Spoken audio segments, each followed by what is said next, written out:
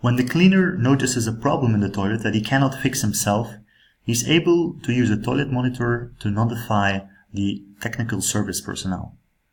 To do that, he returns to the toilet monitor and logs in using his PIN code or his RFID tag. From this logged in screen, he's able to select incident, and upon selecting this, he's shown a blueprint of the current toilet.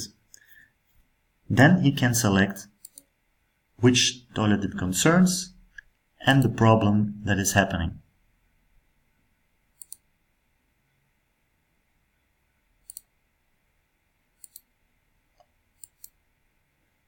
He then returns back to the previous screen and back to the public screen.